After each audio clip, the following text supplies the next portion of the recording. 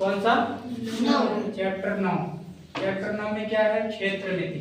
क्षेत्र मिति और अंग्रेजी में इसको क्या बोलते हैं? मेंसुरेशन। क्या बोलेंगे?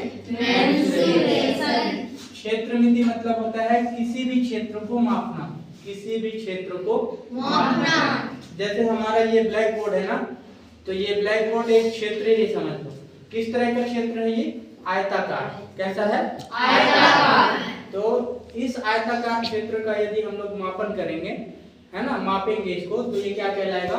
क्षेत्र मिति। क्या कहलाएगा? क्षेत्र मिति। जैसे मैंने यहाँ पे एक आयताकार चित्र लिया है, ये कैसा चित्र है? आयताकार। तो आयताकार क्षेत्र का मापन कैसे करते हैं हम लोग?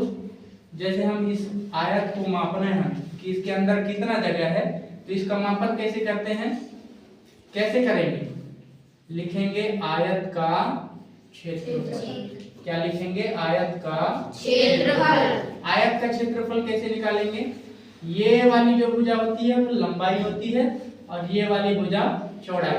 मतलब लंबाई का गुणा कर देंगे हम लोग किसको? चौड़ाई से। तो आयताकार ये वाले क्षेत्र का क्षेत्रफल निकल जाएगा। हमको आयताकार क्षेत्र का क्षेत्रफल निकालना है, तो कैसे निकालेंगे?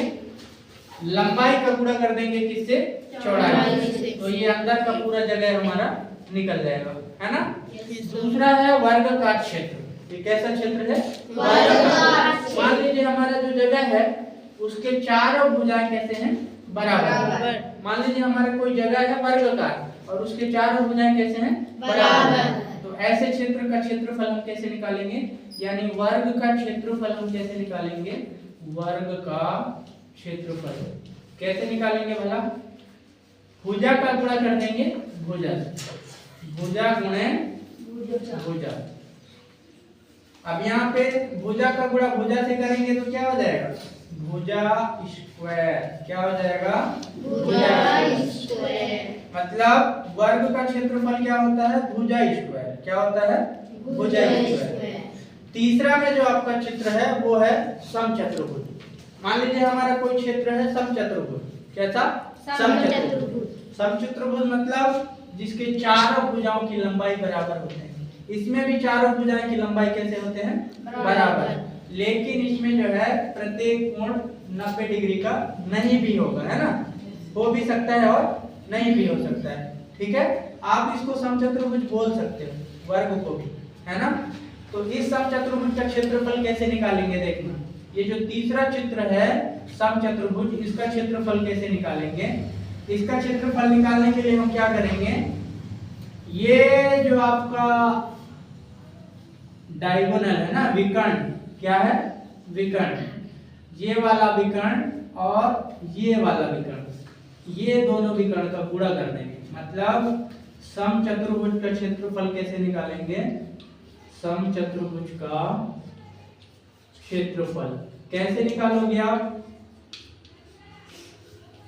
आप आधा लिखोगे पहले। आधा मतलब 1/2 और इसको गुणा कर दोगे दोनों विकर्ण से। विकर्ण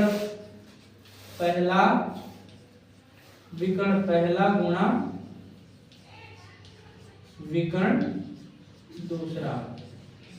समचतुर्भुज का क्षेत्रफल कैसे निकालोगे? यदि आपको निकालना हो तो कैसे निकालोगे? 1/2 और गुणा में क्या कर दोगे?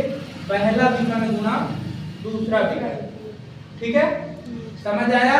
Yes sir. समचतुर्भुज का क्षेत्रफल आपको निकालना हो तो आप कैसे निकालोगे?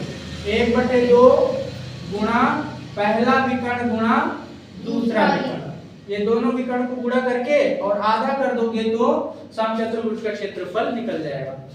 अब हमारा चौथा जो चित्र बचा है इसको क्या बोलते हैं हम लोग? समलंब चतुर्भुज। क्या बोलेंगे? समलंब चतुर्भुज। समलंब चतुर्भुज को अंग्रेजी में बोलते हैं ट्रेपेजियम। क्या बोलते हैं? ट्रेपेजियम। समलंब चतुर्भुज में ना एक जो युग्म होता है वो समांतर होता है। मतलब ये वाली लाइन और ये वाली लाइन कैसे होंगे? समांतर। कैसे होंगे ये दोनों लाइन? समांतर। और दूसरा जो युग्म होता है वो समांतर नहीं होता। दूसरा जो युग्म होता है वो समांतर नहीं होता। इसमें ये चित्र में ये और ये समांतर नहीं है, ये दोनों भुजाएं समांतर नहीं है। अब समलंब चतुर्भुज का क्षेत्रफल कैसे निकालेंगे? इसका क्षेत्रफल निकालने के लिए हम लोग समलंब चतुर्भुज का क्षेत्रफल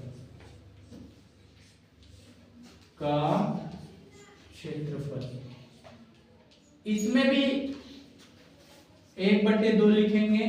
और देखना कैसे इसका क्षेत्रफल निकाल लेते हैं। 1/2 लिखोगे और उसके बाद दोनों समांतर भुजाओं के बीच की दूरी, ये दोनों समांतर भुजाओं के बीच की दूरी को आप क्या मान लीजिए, h। क्या मान लीजिए, h। तो यहाँ पे क्या लिखेंगे, h। और दोनों समांतर भुजाओं की लंबाई, मान लीजिए एक समांतर भुजा a है और दूसरा समांतर भुजा b है, तो ये दोनों भुजाओं का योग यानी a + b। अगर आपको ट्रेपेजियम यानी समलंब चतुर्भुज का क्षेत्रफल निकालना है तो कैसे निकालेंगे, पहले 1/2 लिखेंगे, गुणा में इन दोनों के बीच की दूरी, दोनों समांतर भुजाओं के बीच की दूरी, इसको क्या मान लिया हमने, h। क्या मान लिया, h। और गुणा में दोनों समांतर भुजाओं की लंबाई को जोड़ देंगे, इससे समलंब चतुर्भुज का क्षेत्र निकल जाएगा। ठीक है, तो इस प्रकार से हम लोग सभी चित्रों का क्षेत्रफल निकाल पाएंगे बड़े आसानी से। बन जाएगा? Yes sir. कोई दिक्कत नहीं। एक बार फिर से मैं दोहरा दे रहा हूँ ना। आयत का क्षेत्रफल कैसे निकालेंगे, लंबाई का गुणा कर देंगे किससे, चौड़ाई से। चौड़ाई से, तो आयत का क्षेत्रफल निकल जाएगा। दूसरा वर्ग है, वर्ग का क्षेत्रफल निकालेंगे, कैसे निकालेंगे, भुजा का गुणा कर देंगे किससे, भुजा से। समचतुर्भुज का क्षेत्रफल यानी रंबस, इसको अंग्रेजी में क्या बोलते हैं, रंबस।